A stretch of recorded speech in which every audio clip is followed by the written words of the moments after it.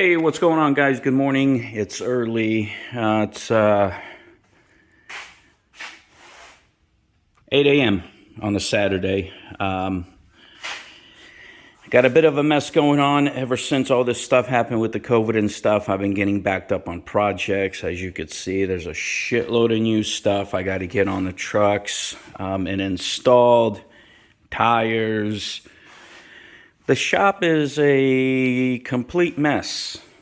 There's shit all over the place. So yeah, so now that everything is slowing down and we're going into fall, or we are in fall, so gonna start cleaning up the shop, getting all this stuff installed. So that's where the videos are gonna come from.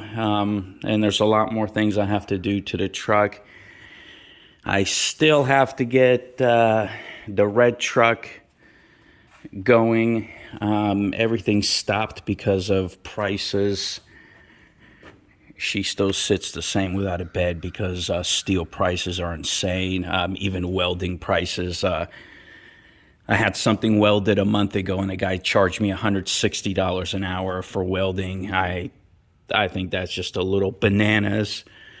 Maybe not, but I'm not a welder, but I thought that was a little high for welding. So this fall, the truck has to get done. It has to be on the road by next spring. So, yeah, that's what's been going on. Crazy stuff. So today what I'm going to be doing is I'm going to be putting some new rotors and brakes, Bosch brakes. So yeah, let's get started. I'm going to get all my stuff out and I'll set up and I'll take you along the journey. All right, guys, so this is where I'm at. I got the tire off. Got all my stuff out here, and this is the reason why I'm replacing it. Very bad shape. At the time when I was redoing the vehicle, just could not get a hold of these rotors.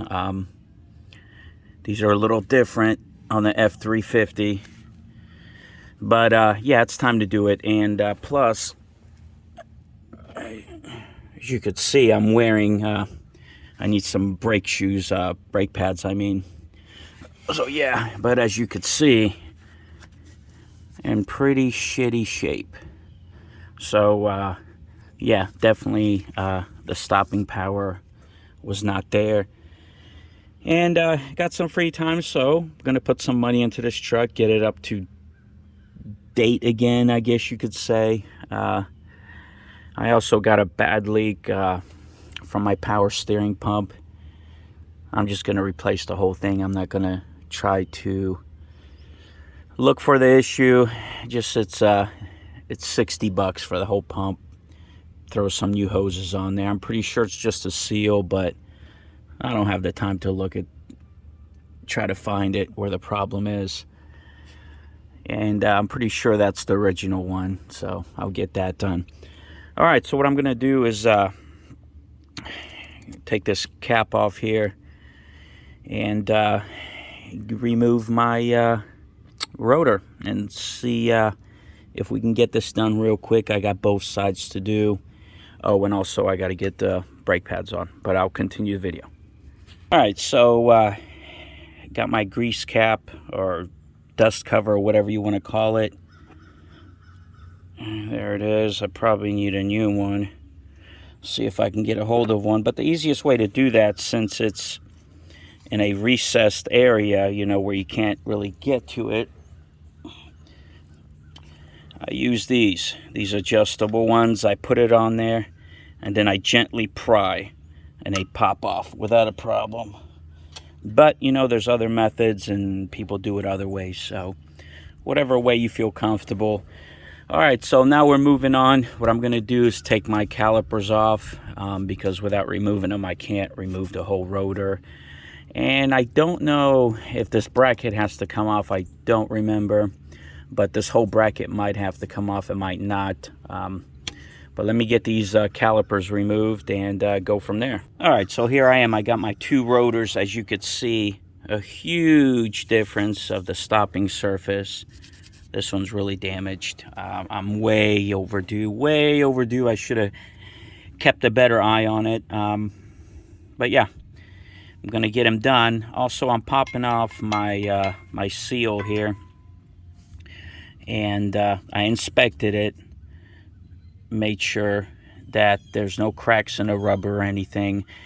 And two reasons why I'm popping this off and reusing it is because this is not an actual oil bath where it has liquid in it. It's grease, and there's no damage to it. So I am not going to replace it. You know, different opinions, different people, they may say replace it. You want to replace it, replace it. I would, even if it had no damage, if this was an oil bath and it had actual liquid in it, oil, but grease, it's a different thing. So I'm going to get this one transferred over here.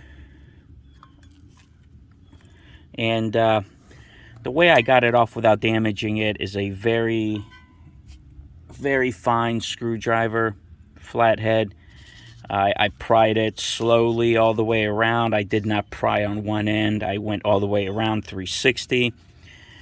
And also, when I'm going to be installing it, I'm going to throw a little grease around here and just gently tap it in. You don't want to force anything. If it's not going in, it's not going to go in.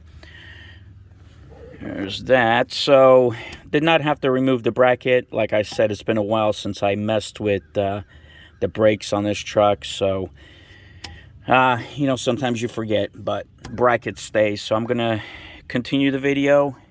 Going to grease it up. Get some grease in there and tap it in and go from there. All right, so got my seal tapped in. Also, when you're putting in the seal, make sure you gently tap it in. Go 360 around, tap, tap, tap. Don't tap on one corner because you don't want to bend it. It's very, you can damage it really quick. So tap it 360 lightly around the whole thing. Got that greased up. I used my C-clamp to compress my caliper pistons in. Also, add a little bit of grease. You know, they give you the little packets at the store. It's just grease. Wherever there's touching points on a pad, so you don't get any kind of noises. Also, right here on a bracket, top and bottom, spindle. I'm going to add a little bit more grease on the other side. I have to get the other bearing in. Yeah, don't go cheap on a grease. It's a lot cheaper to get greased than have to redo your bearings and spend the time. The grease I use is Lucas extra heavy duty grease.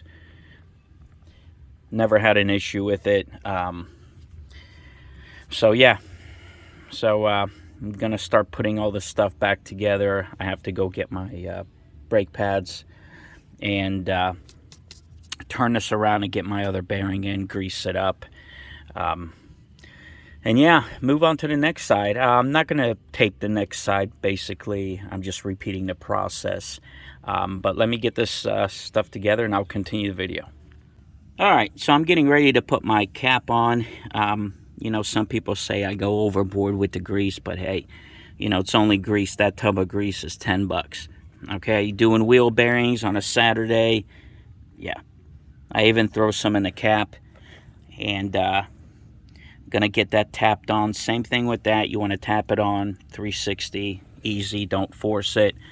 I'm gonna get my pads on, and that's it. That is it. I was just checking the line, make sure it's not getting stretched out. Make sure there's plenty of play in there.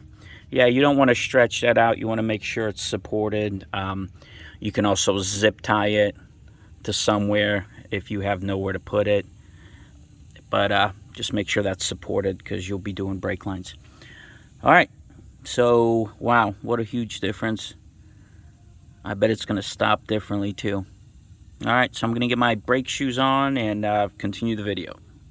All right, so here I am at the end of my video. Got my shoes on, greased it all up.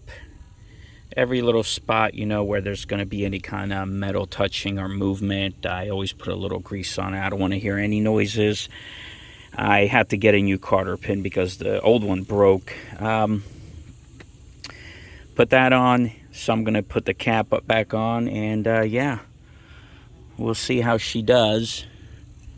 Got it all together. So, all right. Thank you for joining me. Thank you for taking the time, watching the videos and the support. See you guys on the next video. See ya.